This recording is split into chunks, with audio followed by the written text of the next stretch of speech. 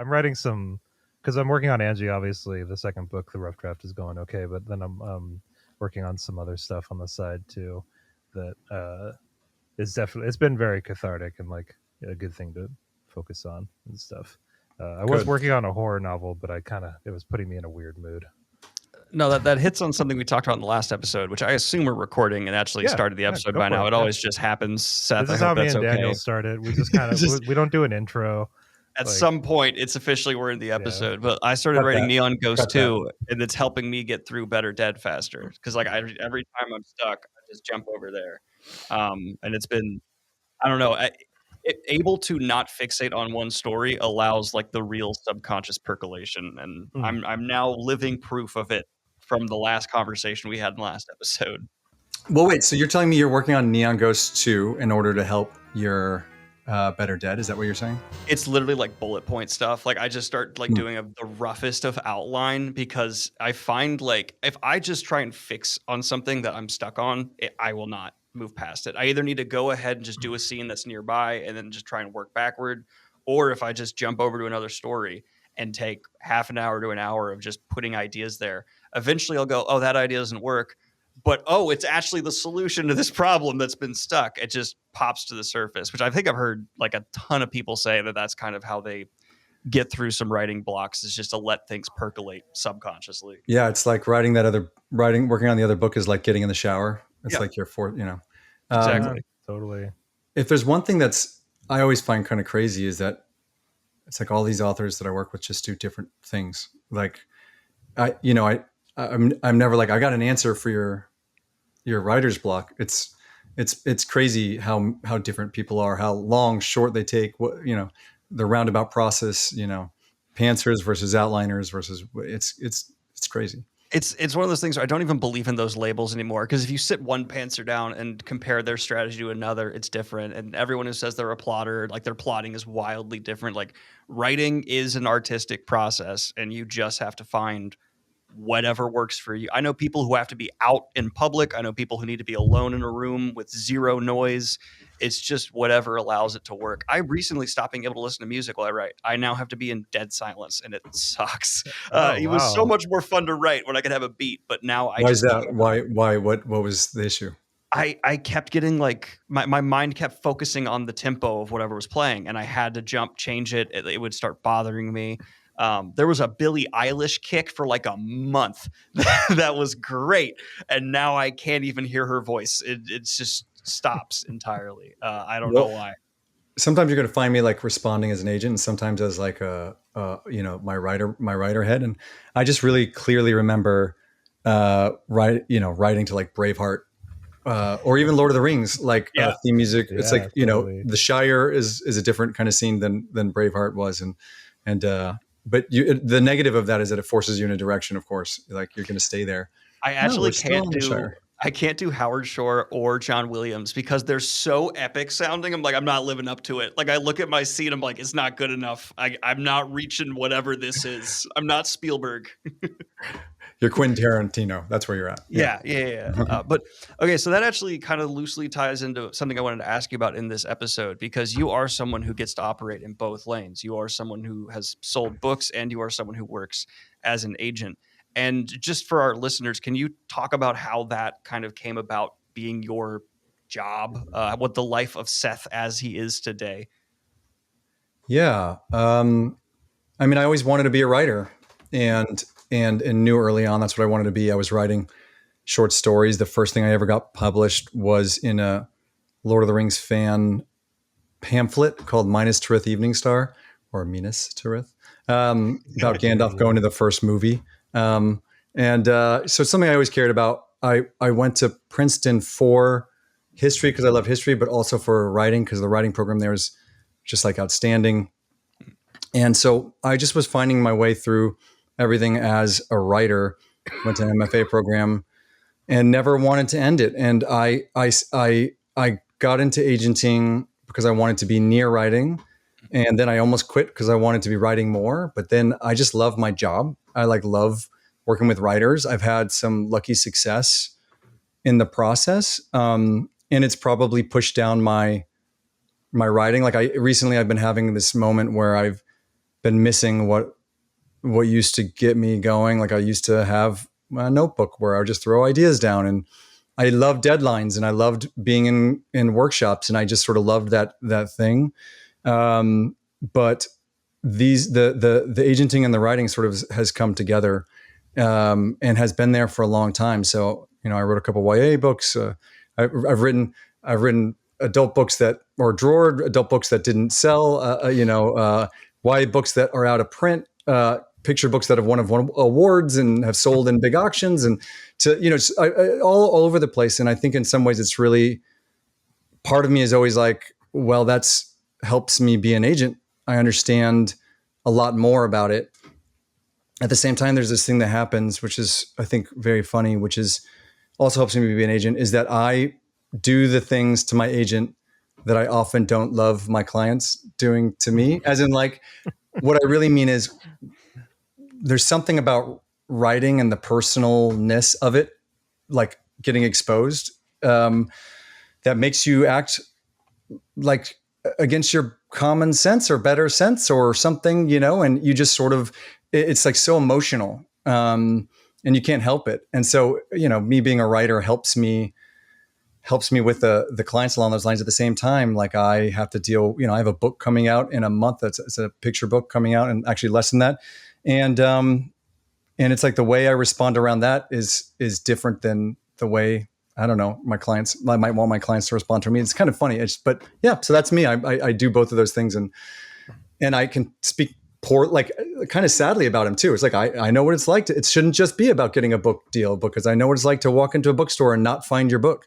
But at the same time, I've literally had someone go to the Amazonian rainforest, and in a small tribe, they discovered that the chief's kid has one major possession, and it was the Spanish version of my picture book. Like, are you serious? Yeah, it's a true story, and it's crazy. And so, I've had those feels too. But I also just love my job. I've been doing it for 20 years, and it's just very fun to be on the ground floor with writers.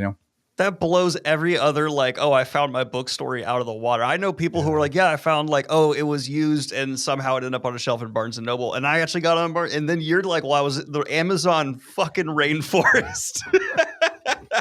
The only way to top that is be like, I was on the top of Mount Everest. Right. And there was, as a flag, waving the jacket, But you mentioned how, like, being a writer helps you as an agent, but is the other side happened as well, where you're able to approach your stories with, like, okay, I know, structurally this, you obviously know how to pitch a book better to an agent, having been an agent, but like from the ground up in the creative process, has it changed how you approach it all as well? That's a great question. And the answer is no. It has given me other advantages. Like, there's no denying that I know people. Mm-hmm. Like I could get blurbs, I could get, a number of other things done. But by the way, I've done those things and they didn't always work, right? So there's still that nebulous weird thing about publishing. And the certain books connected in certain ways. I think I'm a pretty good writer, but I write myself into some of the same corners. If I'm really honest, the adult book, which is what I've always wanted to do, like this adult novel of some sort, has like never really, I've written a number of different ones, but like for various reasons, I was either writing, like, I don't know, why am I going to write a collection of short stories? I don't know at this point in time, or I'm writing this historical fiction because that's what I had to write when I was at Princeton. And, like I haven't been able to write that thing. And so I've been longing for guys, what you guys do like blows my mind, especially how fast you do. But anyone who has a job or doesn't have a job, it's just like getting up and doing it every day. And I have a hard time finding that focus after the work and the kids and the this and the that. And, it's okay. It's okay. Like, it's okay. But it makes me sad, but it's okay. So it's like, you can hear some of that, but that's me being a writer. That's not me bashing on being an agent. It's just like the same stuff you guys are going through, right? Like when I heard your earlier episodes about what it was like, I went through a lot of that same stuff. And, I just know, like, now I know what's going on the other side a little bit, So, you got to look behind the curtain.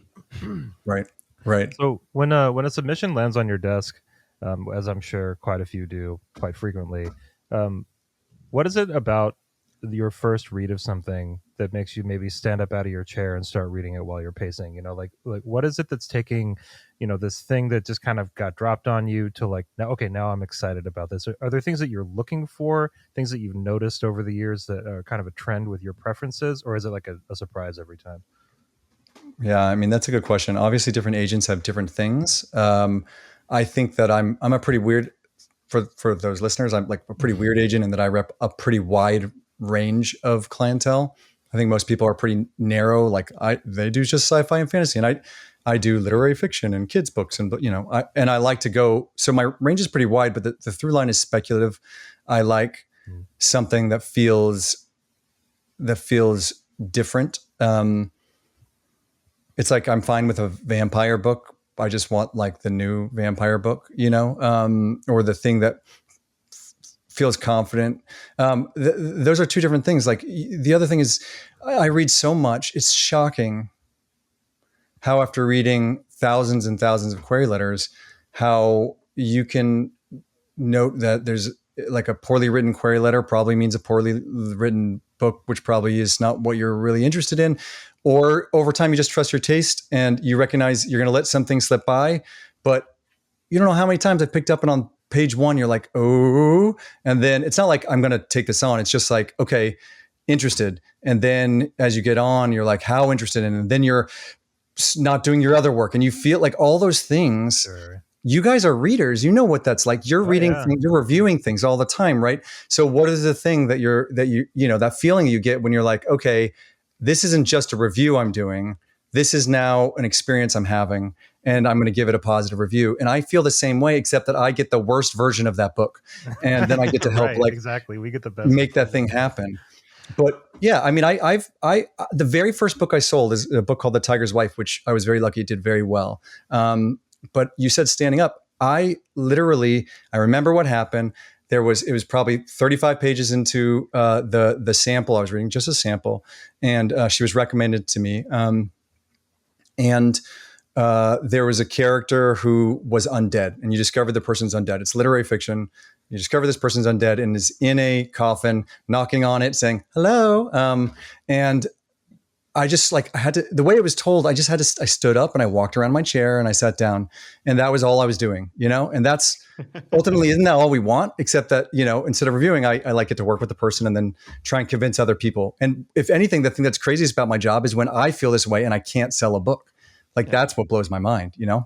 I feel like as someone who has weird taste, like I'm not trying to say like I'm into the super deep cut stuff, but like I love Eraserhead, right? Like the weirder stuff. I imagine you sometimes have to have that really frustrating conversation with yourself. You're like, this is really neat. I don't know if it will be like big. You know what I mean? Like it's that niche kind of versus scale. I imagine, or am I wrong? That's not something. No, you're right. Well, there's one thing that I think agents have a big problem with actually is almost the opposite, which is I don't love this, but I think it will sell.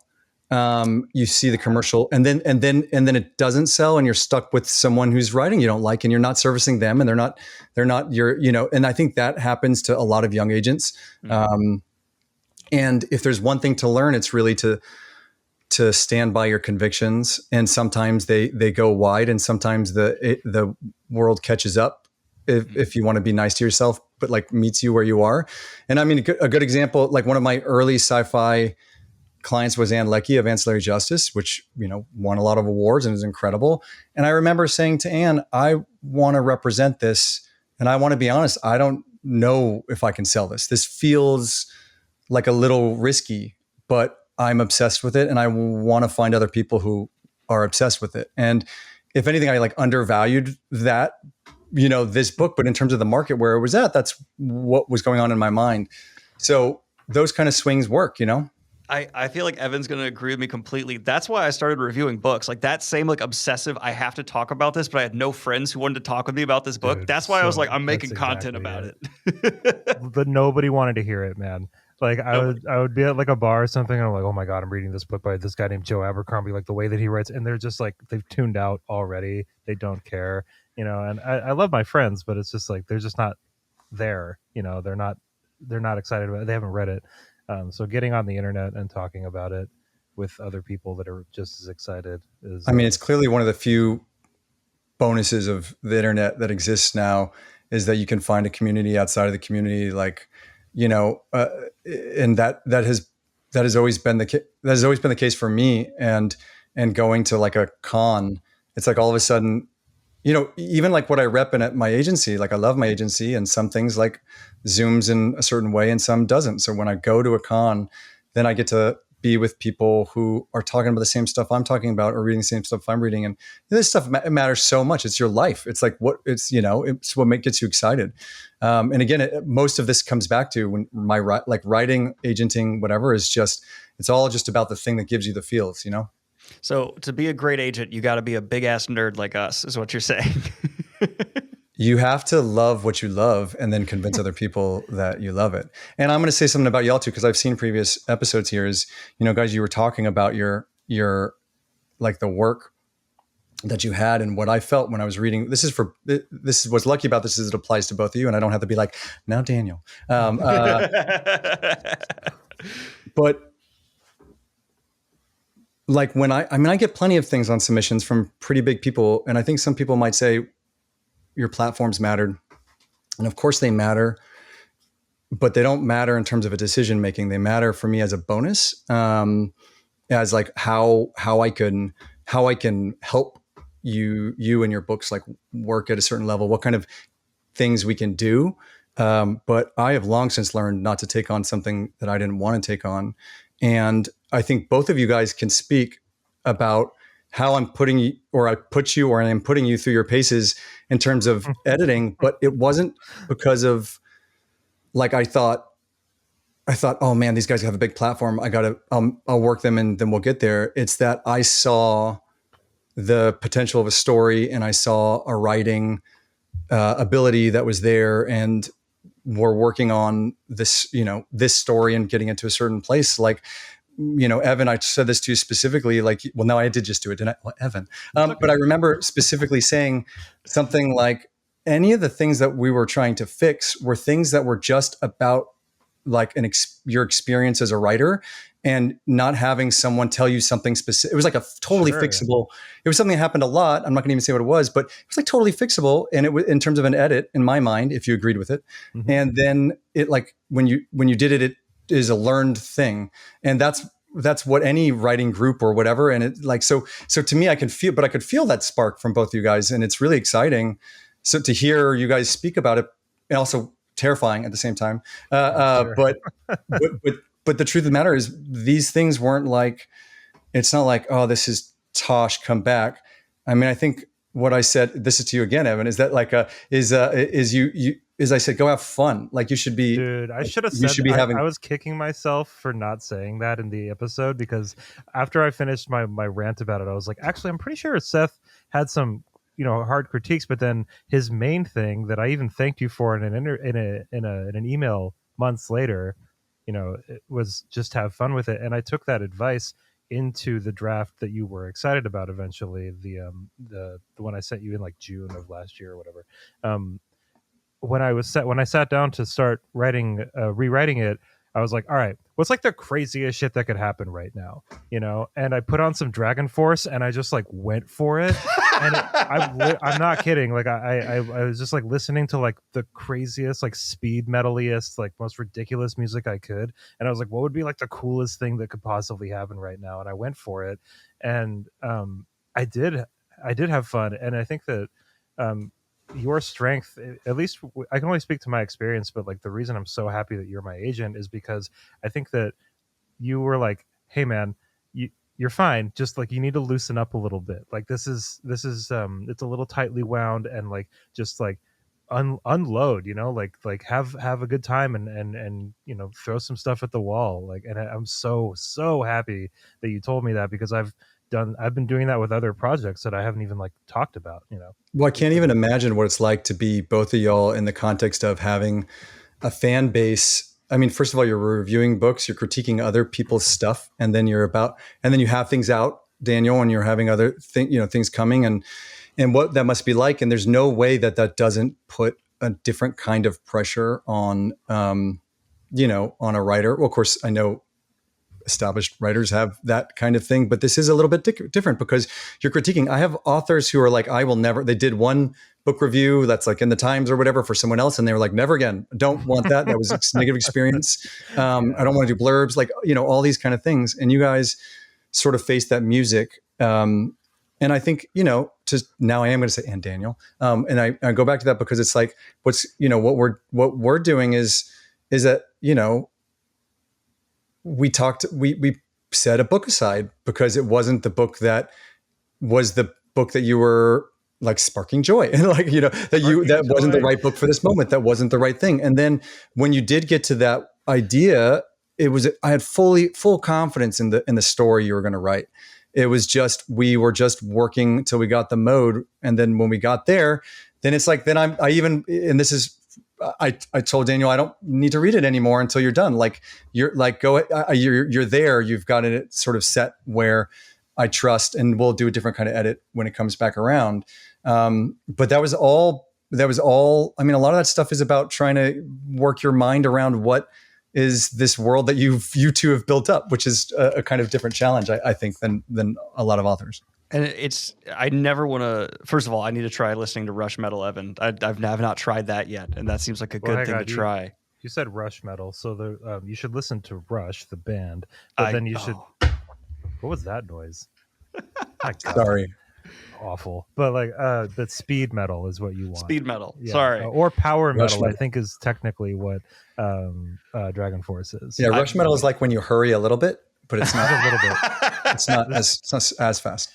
No, lately I've been listening to because it's funny that you mentioned that, Daniel, about not writing with music on anymore. I was kind of the opposite. I wrote in silence for a while, and then I switched to writing mostly with music. But I listened to like gent bands like Meshuggah and like Animals as Leaders and like Periphery and stuff. That's just like this kind of wall of like unorganized cacophonous sound.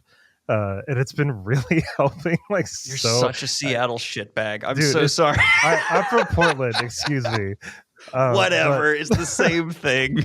But having it just like this kind of like it sounds like a broken clock that's like gone through a distortion pedal, and like that's like helping me a lot. I don't know what it is, but it's just like white noise almost that kind of just helps me focus a little bit more. It's just really interesting how that works, because I've done the silent thing, but the sound of my keyboard irritates me. I got a really marbly keyboard and now I love it. But what you were sorry, we went way off topic. My bad. Totally fine. All on topic. Well, first of all, I think I've hopefully reiterated enough. The fact that you told me no is like the reason I was choosing between two agents, and one of them was like, this book's great. And then you were the one who was like, you want to write 9/11 fantasy? And I was like, that's probably good feedback. That's actually really good. So I'll backpedal there. And I ended up being able to write an even weirder book because I decided I decided to go a more traditional weird route that's opened more doors for me, and I'm really happy with how it's turning out. But I mean, that's the place I'm in, where before we even started recording, before I think you got here, Seth, Evan and I were talking about we're not like super famous, but there is a problem where if I give my rough unedited chapter 1 for feedback to my audience on Patreon, a lot of the comments are just like, this is great. And I'm like, you're a liar. Or you don't know what you're talking about. And it's very valuable to be able to get people who say no. But I also find constraints and no to breed creativity, or at least more honed creativity. Because if you're just left up to do whatever, that can be beautiful. I mean, the indie publishing scene is full of stuff that's just whatever, and it ended up really working. But especially for trying to go the route that I am right now, I'm trying to get something that is a bit more traditional, can be a bit more traditionally accepted in those circles. And that's where I feel like I would push towards with you. And God, is it stressful in a good way. You said you like deadlines. I never thought I would like deadlines until I've started writing Better Dead.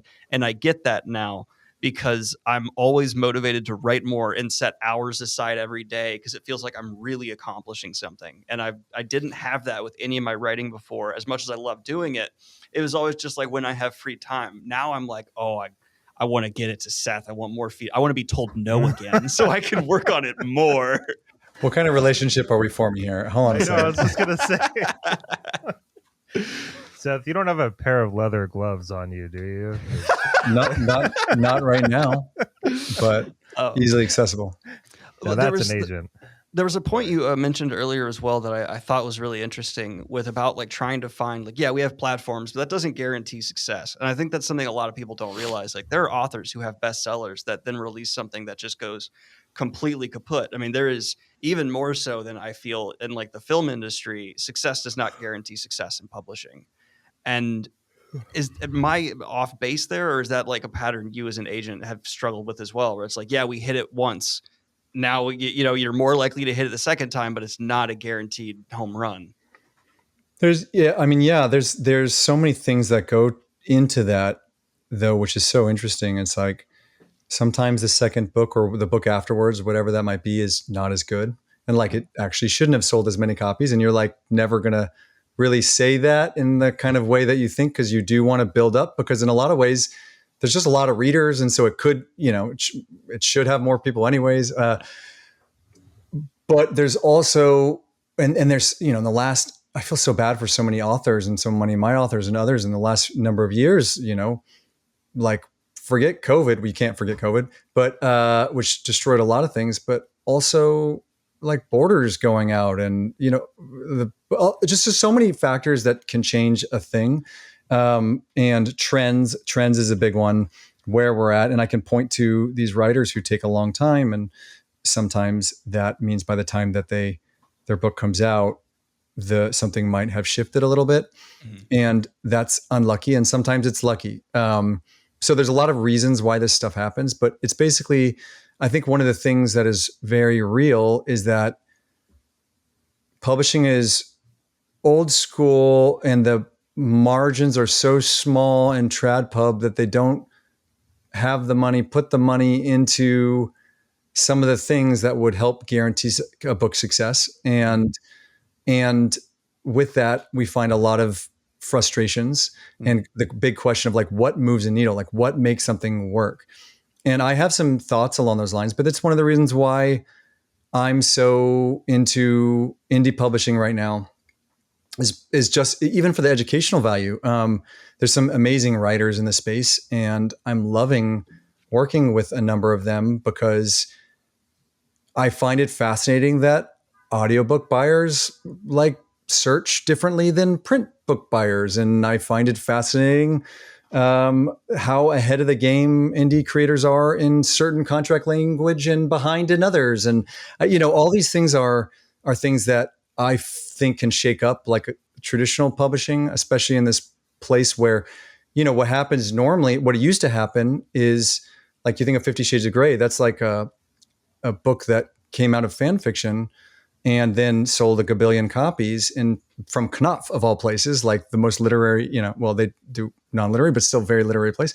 And that model doesn't really follow necessarily anymore in that not everyone feels like they need to come all the way over. There can be hybrids. You can stay, you can do different things. And TradPub still hasn't even figured that out. And one of the things that TradPub has going for it is there's just like a lot of ego involved. And I don't mean this negatively. This is back towards what I'm saying. Like you want to be in a bookstore.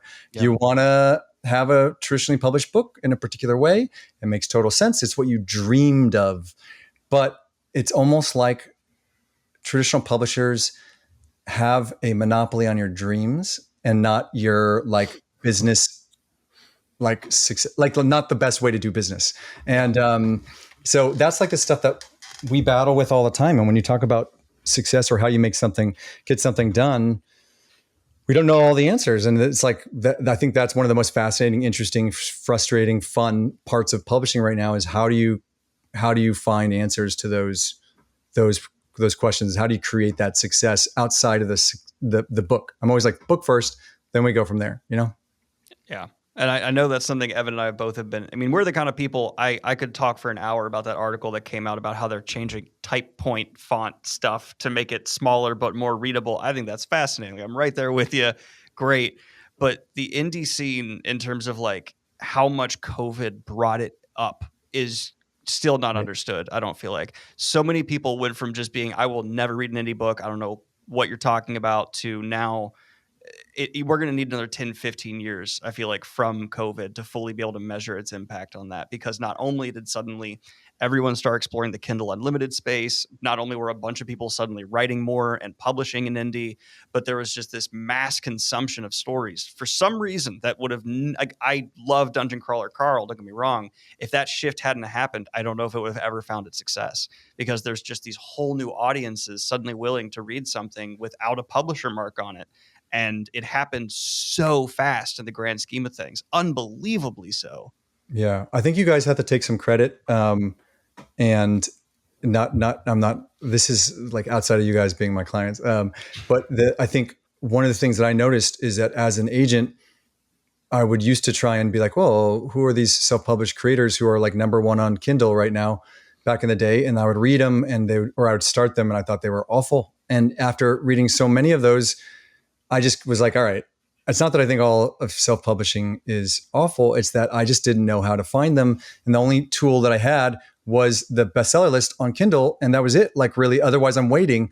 And I mean, this is a known thing. I don't think this is too big of a surprise, but I think maybe you can't discount how much being able to look at y'all's reviews and hear things pass around that really matters. Like I don't think I would have worked with ML Wong. Like I don't think that would have happened if I didn't see multiple reviews. And actually what happens to me is if I see a review that's smashing, I like don't go contact the person. I look at other reviewers and then I see I like try and see a consensus to a certain level. And then I'll go into and it'll be on the radar. And then that like measures how interested I am. I'm not, trolling people's accounts, but it's really, really helpful because it makes discoverability really, really good. And there's all sorts of other things like the acceptability of like we were talking about Audible or audio books. Sorry, not even say Audible. Audiobooks is a huge shift right there, and where ebooks have stayed steady, but all these different ways of consuming has just allowed this growth to happen. But the industry is nowhere near like getting there. Like what Kickstarter is doing, the fact that super fans, publishing is about taking a book and putting it at the lowest price point to get in as many accounts as possible. And like what you can do direct to consumer is you could do that, but you can also price it high and give good product because your super fans want that. It's not, you're not tricking them. They want it. And there's a market because they know the value of like a special edition around town. And, you're not selling that special edition to everyone, but you're creating a thing that publishers literally don't know how to do a special edition. They're still farming out, or when they're trying to do it, they're trying to do it in a way that gives an author less money. It's like, they're just trying to grab those rights to steal the money on it. Oh, you can hear it there. There's where I go. There's that tension in my voice. And it's just because there's just like this base frustration that is not being applied to, or the frustration, the techniques aren't being applied all the way around, and that's what I think is we got to get at. But yeah, ramble. Sorry. No, these are a podcast. Yeah, that's what we're here for. And it's the passion that stands out. But Evan, I feel like you just gave Evan and I a great idea. Evan, we need to create a pin name, and then we write a book that's bad, put no effort into it, but we both give it glowing reviews, right? Oh, and then man. that'll explode it, and other people will. I can see the TikTok drama starting already. Once the no, thank you.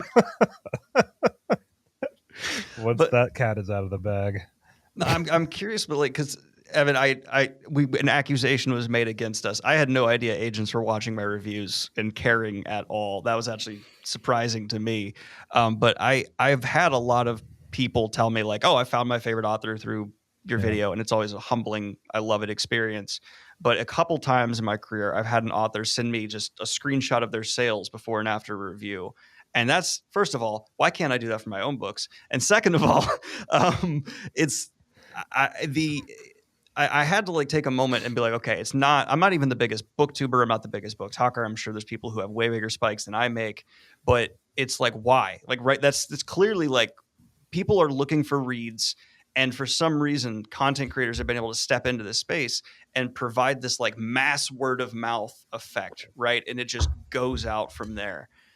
But I happen to feel like it wouldn't be as strong as it was if publishers were not more up to date on their marketing, because I feel like the marketing from publishers is still so slow and so far behind. It's like the reason I get views is they're not told which books are coming out. And the reason fantasy news does well is because people watch me once a week say, this is the stuff that Tor just happened to put on Twitter. And that's all they did for it. They just put on Twitter, hey, it's being released. And it's like, could you do a little more than that? You know? You would be blown away about how ridiculous it is. I mean, I've had experiences where I've been given money is the wrong word, given money by a client to like explore like Amazon ads. Now, mind you, we're talking to creator. A lot of the people who are listeners do this all the time. But I wanted to go through Amazon and get best practice. Like, what are the hints? What are we at here? This is a property that Amazon's making into a movie, blah, blah, blah. Zero help. That's Amazon. And I've also, there's even things like, say, what we brought up, Dungeon Crawler Carl. Right now, the print books are coming out, which is really exciting, right? There is not, even if we wanted to give money for this, even if we wanted to pay for this, I can't pay to get an email sent to fans of the DCC audio books to tell them that this is out. And I'm fairly sure that's actually untrue, what I just said, but I have asked, I've pushed, tell me how much money it is. I want these people, it's like these things, the barriers are crazy. It's like, sometimes it's like, take my money, and sometimes it's like, use your money better. And and sometimes the marketing person is working really hard and is overworked and has tons of books. And sometimes they're on it, and sometimes they're shifting. And it's just, the other thing you were talking about books and whether it works in the next round is like, an editor might move to another house, and the marketing person certainly will. And, your team doesn't stay permanent. And without the consistency, it makes it really, really hard. And some places do incredible jobs. And it's like of coming up with things. Like, I know Tor does a really incredible job coming up with things to do with their authors, and the job of like the person hired is to tell them no. It's like, that's not what our budget is. I'm sorry. So even those ideas exist, but would be nice if they told us those ideas, but they can't because they don't want to tell them that they said no. But if they told us those ideas, maybe we would do them. Maybe we do them ourselves, right? But they don't. You know what I'm talking about? Like, this is what we're talking about. I mean, it's mind blowing. And so that's what, these self-published creators who are coming up with really creative ways of doing things.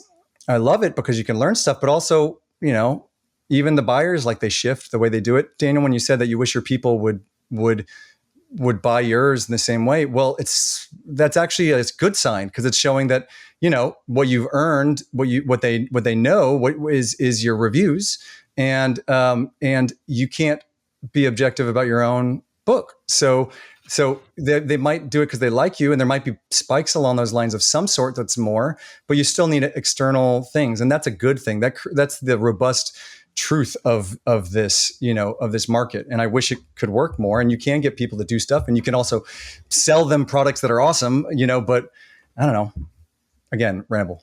I think it's very obvious that, as the years have gone, especially since COVID, and especially since the rise of things like TikTok. I know that Bookstagram was kind of already a thing, but BookTok, Bookstagram, BookTube, Book Twitter, Book Threads. Now, there are way more conversations happening in way more spaces, much more frequently right now. Reading, this might be a consequence of just like the spheres that I hang out in constantly, but it seems to me that reading is very much in vogue right now, at least much more than it has been in decades past. Like, people seem to be very into reading. And I think, you go into Barnes and Noble, and there's a table that says Book Talk books or BookTube books or recommended by this book talker. I've seen even, those things.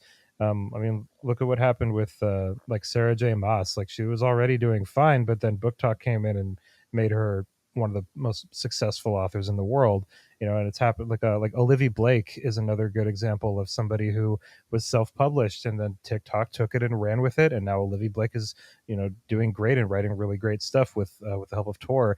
And even like Dungeon Crawler Carl, like Daniel's videos, Daniel, like what you did with I can't pronounce his name, Christopher Rocchio.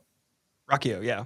Hey, look at me. Okay, so like with the Sun Eater stuff, like Daniel, I don't know if you know this, Seth, but because of Daniel's videos, and Daniel's going to shrug this off, but because of Daniel's videos, they ran out of print books, and you could only buy ebooks of Sun Eater for like months. Yeah. I was trying to get a print book, and I was like, "Fuck, Daniel!"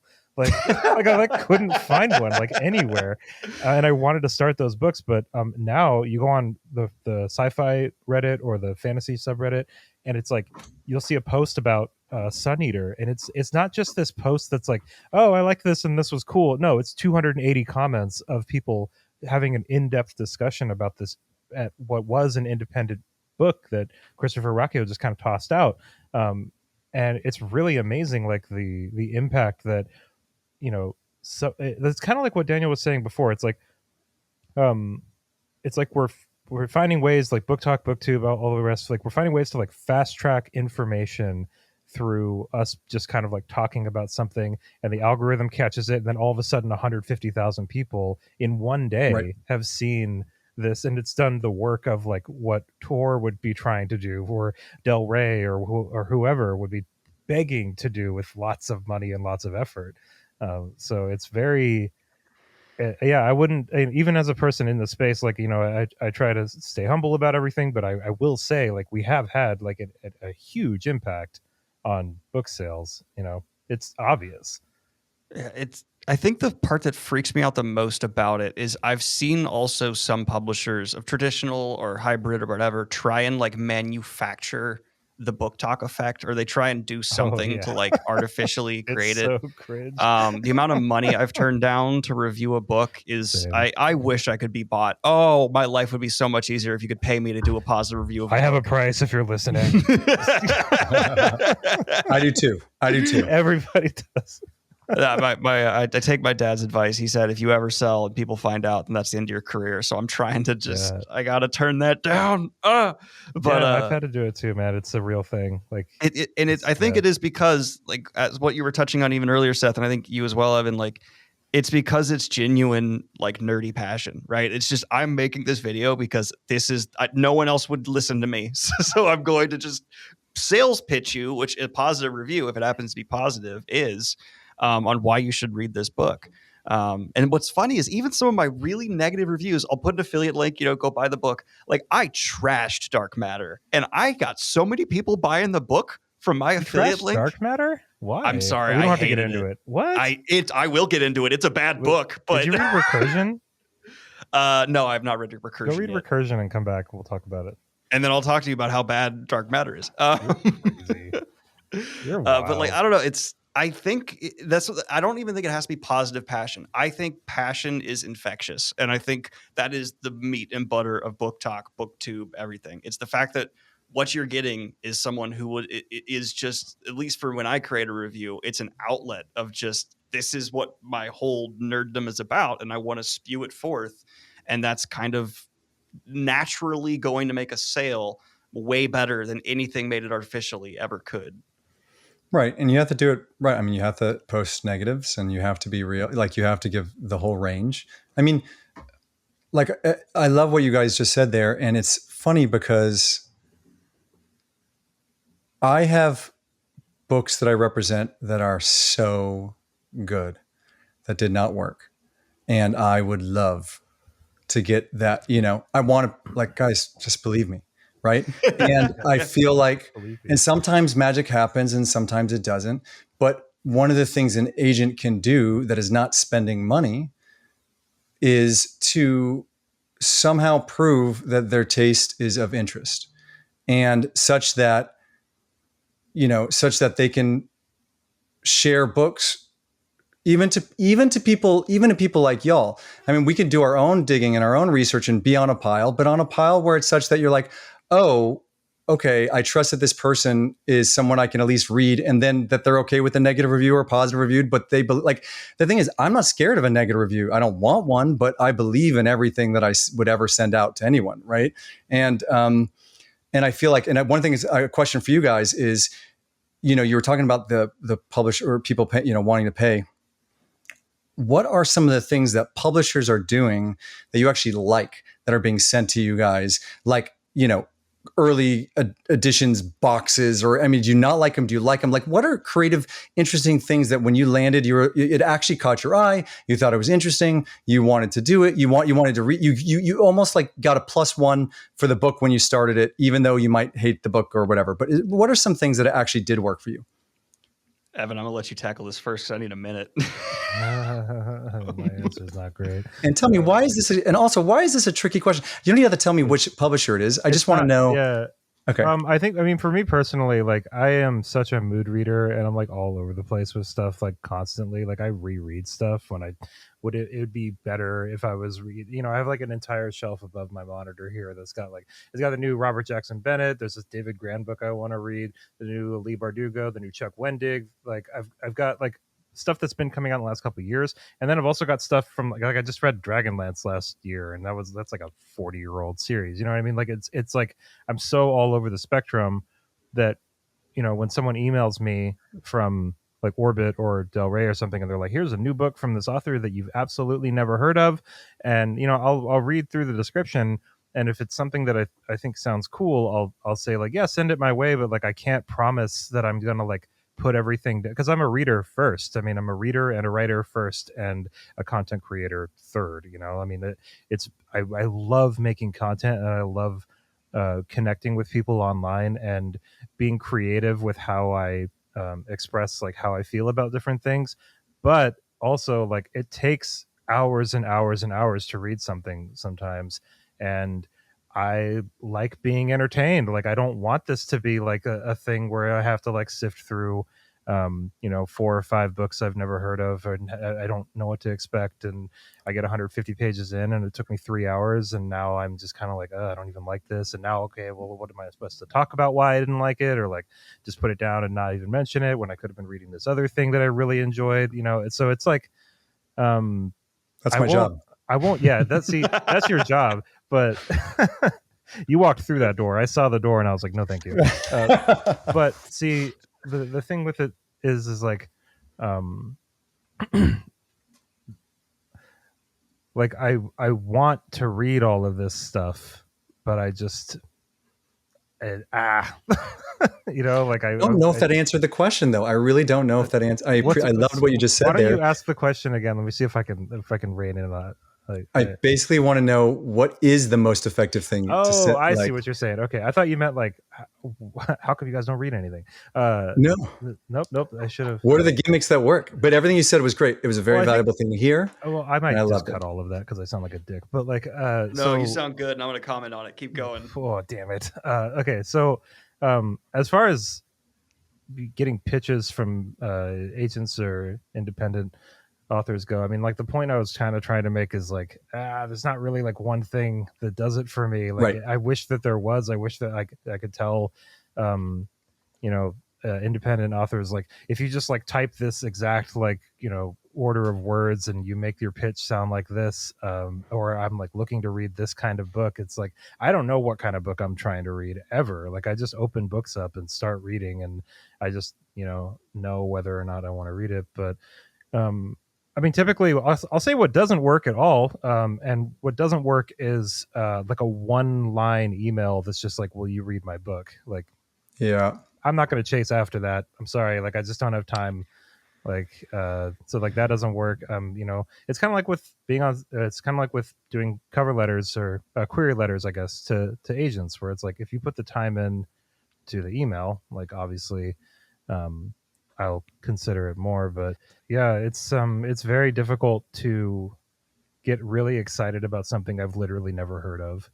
And right. That's like the weird thing about it, is it's kind of like when someone says like, okay, well, if you want a job, you have to have experience. And it's like, okay, well, I don't have a job, so I don't have experience. And so it's like, where does that excitement come from? Because the way that I typically choose what to read is just like anybody else. I've just heard about something a bunch of times, and I'm like, Where is the finally, chicken? Where's the egg? You guys right, are supposed to be one of exactly. those two things. I don't have time, or like, Well, like I don't know. Go ahead. I'd love to Sorry, that was comment on what you really said there fun. because I think you hit on something perfect, which is like as soon as it becomes this like, oh, I agreed to read this book for this publisher, then so much of that momentum that's based on passion kind of gets put in a freeze.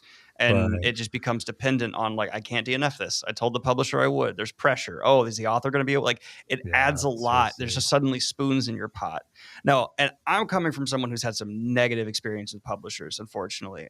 I've had them, I think, try and just get information from me and fly me out to woo me and then do some scummy stuff. I do not Ooh. like some publishers who have done some stuff to me that I was like, I'm not a fan of this like clearly fake podcast you tried to just get me to record so that you could actually pick my brain of the Oh man, analytics that of my is channel. brutal, dude. What a waste Whoa. of Yeah, time. I'm it was sorry. not great. And I was not a fan of that. But at the same time, there is a couple of things that I think they can do that would not be hard to set up that I think would get in way better for a lot of content creators.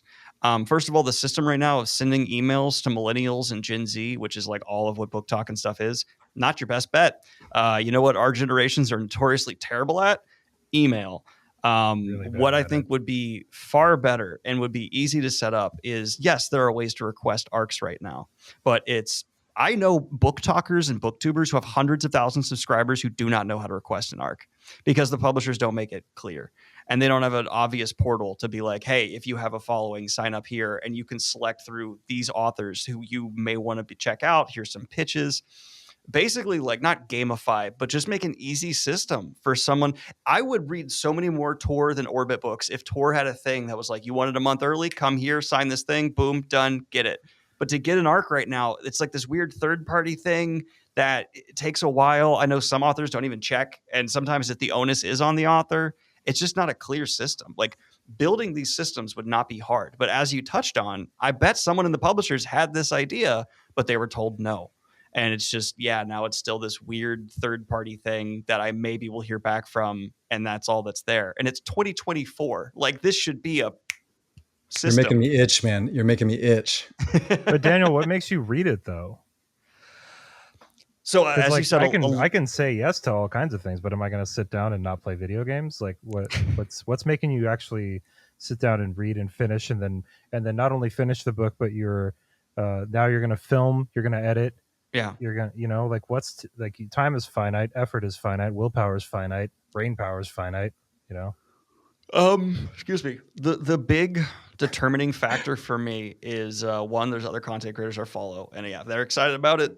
Like I'm good friends with Murphy Napier. If she loves a book, I know I'll probably not like it, so I want to review it because it's honestly like a fun just back and forth we have. We have very different taste in books, and it's cool.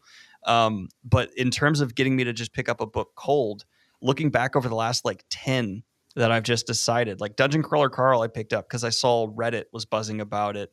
And then I looked at the cover and I went, that's the dumbest, coolest looking, awesomest cover. And I judged a book by its cover and I picked it up. And then for Dead Tired, the author was just in my Discord and was engaging with people, was coming across nice and genuine. And I went, this person seems cool. They're not even in my Discord to advertise their book. They're just having a good time. I want to pick it up. So I think it just goes into like, yeah, like I may be a content creator, but I'm still going to pick up books the most natural way, which is just how everyone else does. And that's what keeps my content relatable. It's what keeps my content like not structured in a way where it feels like I'm selling out to anybody. I'm just picking up whatever piques my interest. And I'm so sorry to any publisher listening. The portal idea is the best I got for you. Because Yeah, aside from that, I mean, it's like good it's good to hear. I never Sorry, set go out on. to like I never set out with my pages to create trends or to sell people books. I mean, it's just not what I'm trying to do. Like it really is. I mean, it's a byproduct of what my content does sometimes, yes. you know, but it's not like my mission statement is not I'm going to make as many authors as popular as possible. Like Yes. I don't that's not what I do. Like it Right. happens. But I love reading. I love reading. It's one of the only things that hasn't like totally bummed me out over over like the course of my. It's been the most consistently awesome thing that's happened in my life, and I cherish it. And I know it sounds like wishy-washy or whatever, but it's just like kind of what Daniel said. It's like it feels like some of that passion and is being lost sometimes when an author's like, I need you to read this book by this time, and then make sure you have a review up for it. Also, we can't give you any money, and yeah, so we're just gonna like piggyback off of the audience that you've built up over years, and we want you to blow this up like Sarah J. Maas got blown up. And it's just like, dude, that's like way too much to put on me for something that I up until yesterday I had never even heard about. Right. And like that's just the cold honest truth about it. Like I wish that there was some kind of like yeah, if you send me like a box with like bubbles in it, then like, oh my god, I fucking love bubbles. Like, like that's the thing. Like that'll get I'm me very to curious. I was curious about it because they'll do that, sometimes. Yeah, And I've gotten all you kinds sort of of wonder. stuff. Yeah. Well, listen, that's really helpful. I mean, I feel like, I relate in some ways in that, like I force myself to read for fun, which sounds weird, That in is a funny order, sentence. Yeah. in order to exist, like in order to breathe, in order to like still love my job. Yeah. And I love my clients. And a lot of times once I start reading whatever I'm reading from my clients, except for you two, no, I like everything goes away and I'm there. But there is something different when you're editing, and there is something different even just opening it up, knowing you have work to do. Yeah. Even if you like the work, even if you're like, and literally, oh, I'm going to go sit in the park and work. How lucky am I? I love my job, which I do. All those things are true, and I can be in the best. But I do feel like sometimes I need to make sure that I'm reading something that is for pure pleasure in order to give me that mindset. And the funny thing is that like a lot of stuff you read for pleasure is not good, and then you're like, okay, I got to read something else, and you sort of bust through these different things. But when you find something good, it's just it's a reiteration of why you do the thing that you do, like all the way around.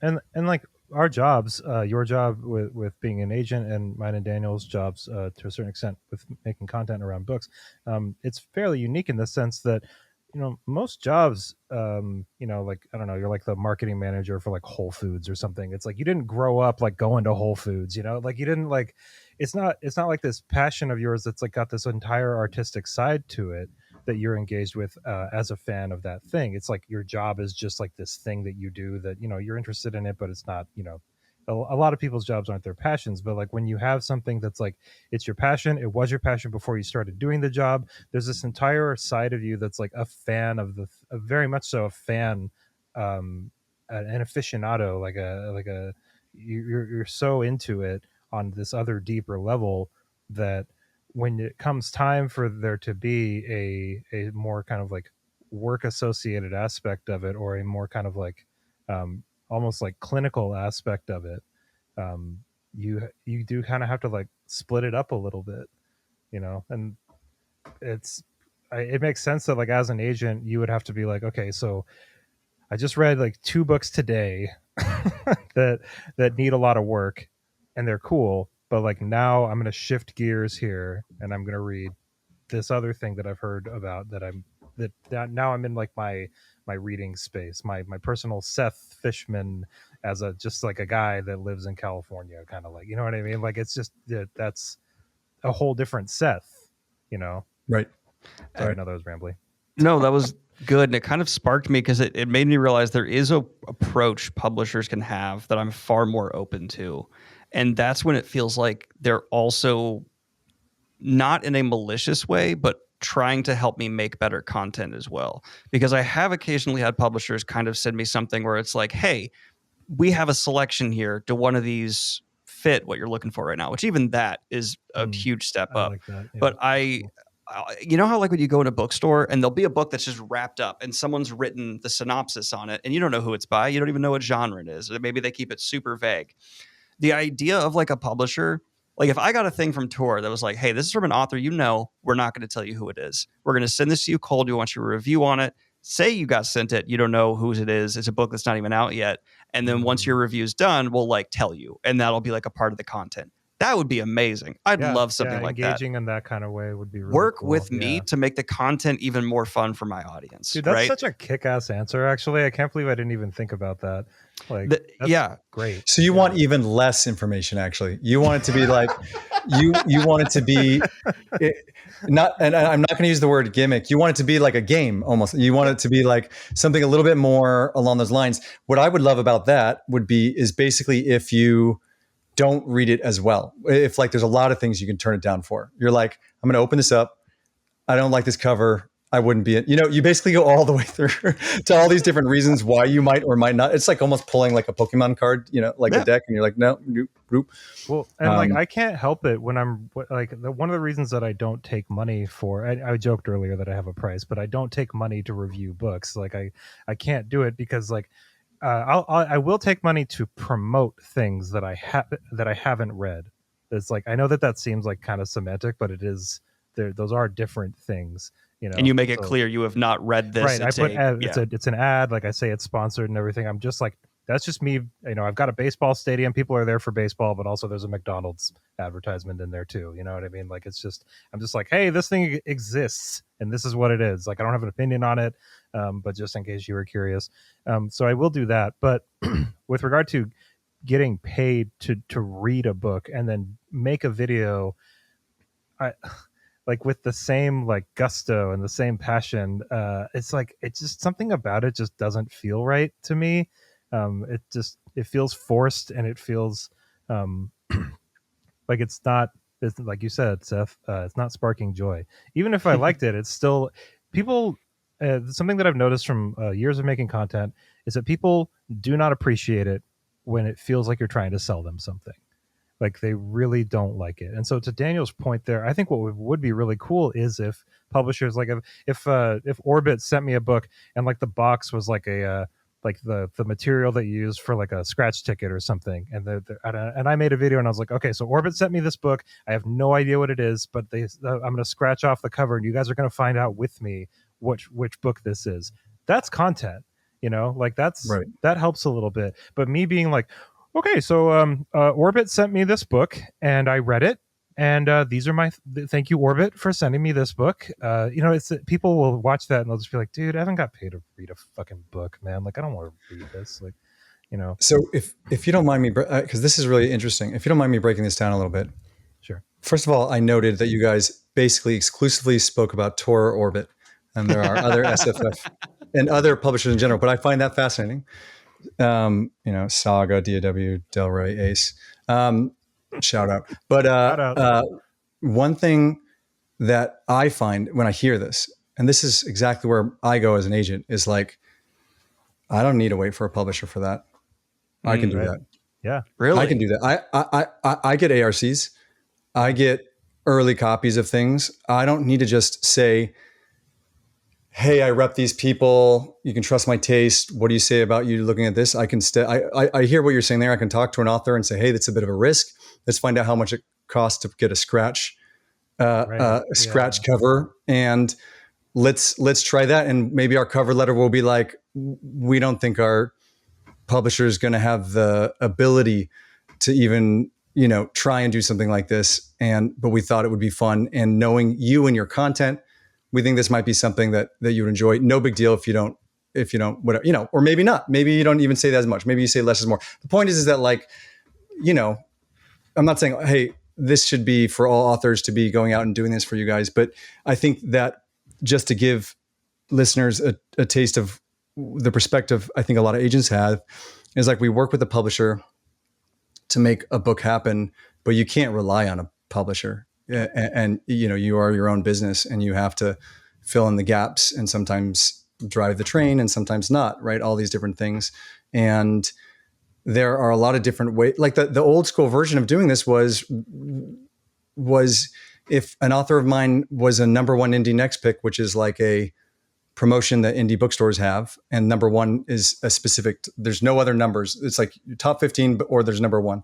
If one of my clients was that, you could find which bookstores voted to make that happen. And then I could write letters to the owners of those bookstores saying, hey, I represent this author.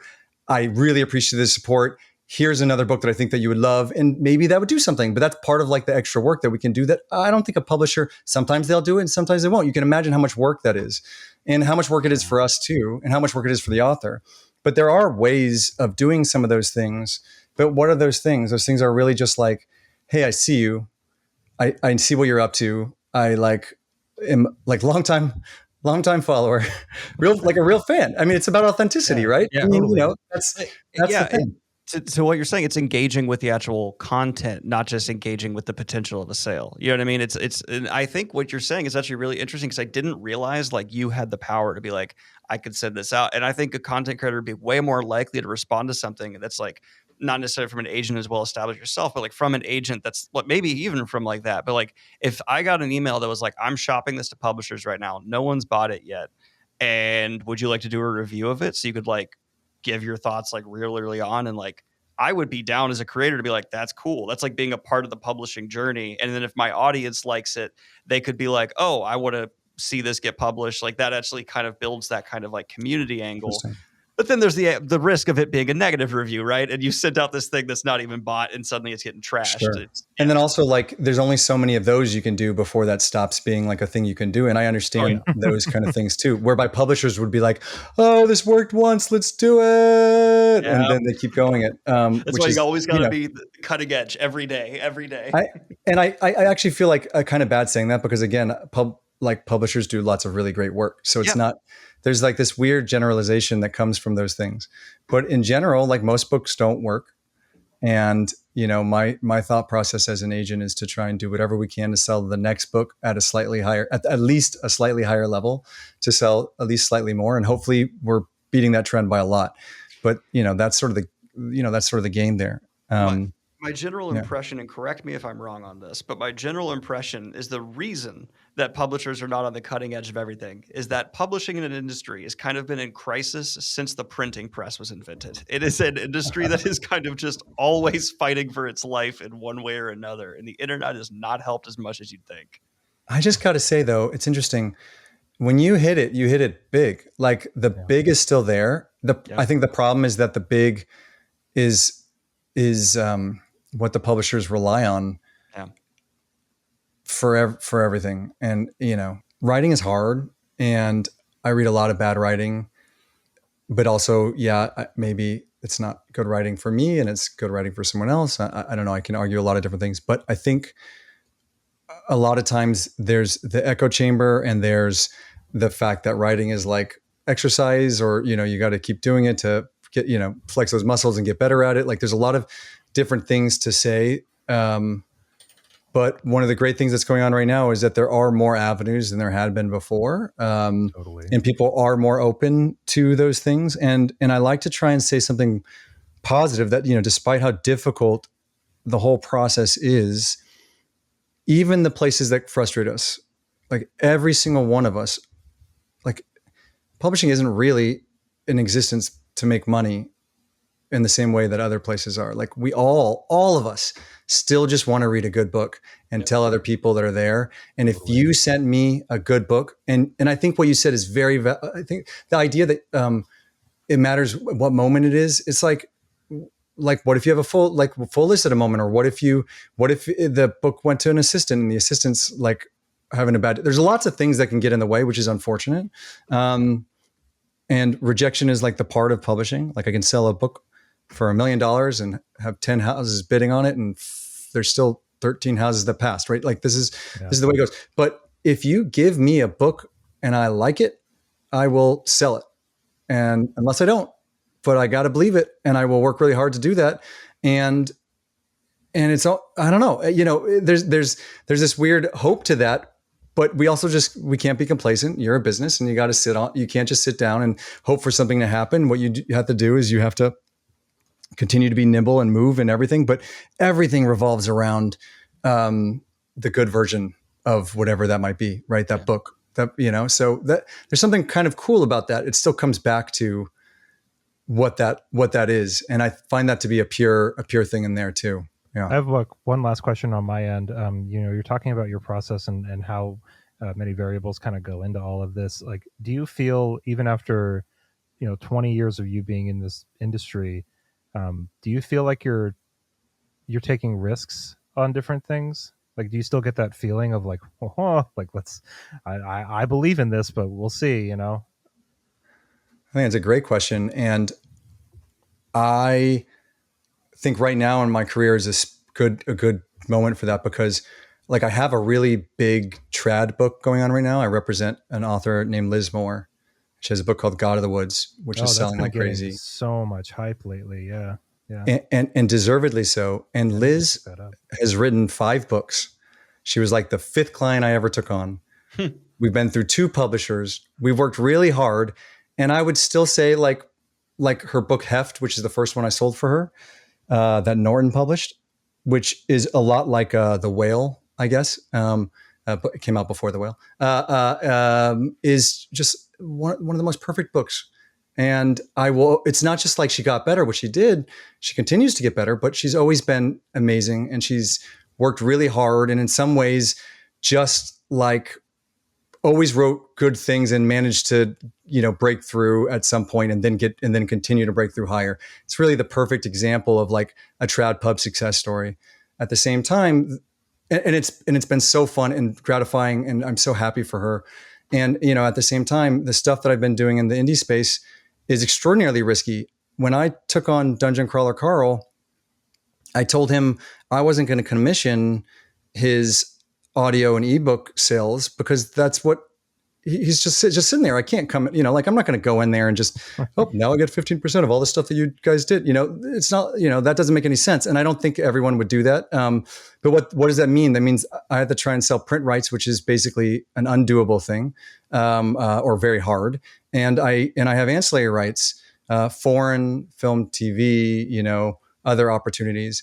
It took me 2 years to get a print only deal.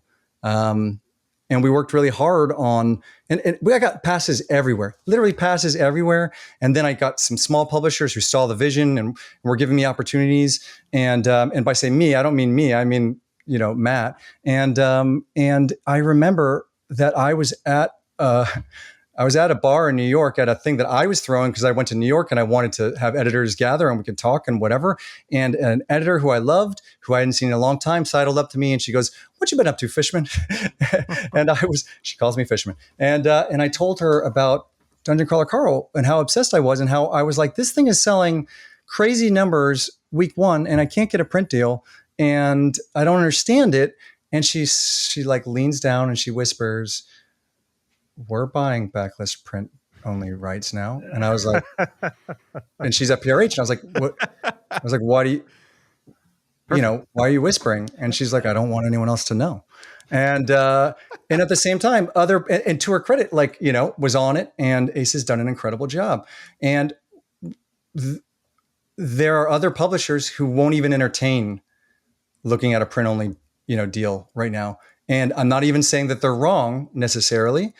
I think they are, but I'm not even saying that they are, because they're doing what they're doing, which is fine. But I don't. It's weird. So the effort that I put into these, even some of these people who are really big that you guys might be like, of course you'll rep them. Well, I don't know if I'm like, financially it's the same kind of thing. But what am I doing? I'm chasing what I love, which is something I can be passionate about and hold on to for 2 years and keep banging the drum on, because I believe in it and I love it, and that's where it comes down to. Is still that kind of thing. It's just lucky that y'all guys have done some of the work to tell me what's amazing in those places. And then I get to read them and find them and, and experience them. And mind you, I have read some people that are big and have not loved them and haven't reached out, and not like I could get them, not like I'm assuming, I'm saying, but it hasn't even been a thing. So it still comes down to those things. Right. So I'm sorry for a long-winded answer, but I mean to say, everything is like a lottery ticket, and everything's a risk, and in our business for the authors and for the agents as well. And we put ourselves on, we don't get paid until a book gets sold. And that can take a lot of work. That's a lot of work. And I know there's like this power imbalance that exists in this, and I recognize it. I'm not naive to it. But we do that because we believe in that creator. And so the inherent risks are there. But the stuff that are risky is really the stuff that's exciting for me, because that's where things are changing and evolving and helping find like new stuff, both in the industry, but also, to readers. So there's my wrap up answer there. I love that answer because it touches on my favorite part of your and Evan's story, where you originally said no and then have fun with it, and he came back and he got your yes, which that's just going full circle. That whole lottery. I mean, this is also an industry where you're going to get told no a million times, and all it takes is that yes, and then so much can go. I just have to say that it wasn't Evan's persistence, though. I invite the spark was there. I never said no. Don't talk to me. Because if it was a rewrite and resubmit. Yeah, that's what it yeah. is. If I say no and you send it again, it's not like I'm not gonna like engage. Mm-hmm. But there was Evan's work had merit. And I believed in his potential, and I was willing to open up, the next one on top of all the other things that I have, because I believed in that potential. And that goes back to working on your craft. That goes back to just being like getting to the point where it's not even just the originality of the idea. It's more like you can write a paragraph and a page and a chunk of pages where a reader can say, I trust where this person has some verve, some vuv, some zhiz, and even if it's not all sloshing together, right, and that's my take on those things. So that's back to what y'all were saying about how you make it work over time or whatnot. Is it's so much of it still comes down to find your people, get your beta readers, people that will say no to you, not your parents unless they say no for real, and just pound at it and follow that passion, and then yeah, it's lucky, but there's more opportunities now than there was. So well, and like that's why I always encourage people, like like you were saying about your craft. It's like all I had before I had an agent, before I had a publishing deal, before I had anything was my computer. Like it comes down to your fingers on the keys. Yeah. And so like there's so many things that you can't control in this industry. Like I'm learning it every time I get an email. It's like there's so many different things going on and so many different people working. Even when you're working, when you're doing independent stuff, you've got like your beta readers and you've got an editor that you pay and you've got a cover design artist and all these things. And you don't know how it's going to go. You don't know who's going to buy stuff, but what you can control is how much time you're dedicating to the story. That is 100% within your control. So that's where your empowerment comes from. It's a hell of a note to end it on. Thank you so much, Seth, for being a part of this Rambly podcast. I hope you are now at least somewhat interested in coming back for another episode in the future. We'd love to have you. And I will stop your kids from being stopped from being fed now. Nice. Well, thanks for having us. You guys are amazing. I love what you're doing here. And I realized we didn't even really talk specifically about y'all's books or answer the questions and stuff. So I'm absolutely happy to do that. Not really. Don't say bad things. No. Thanks for having me, guys. Of course. Thank you, Seth. All right, everybody.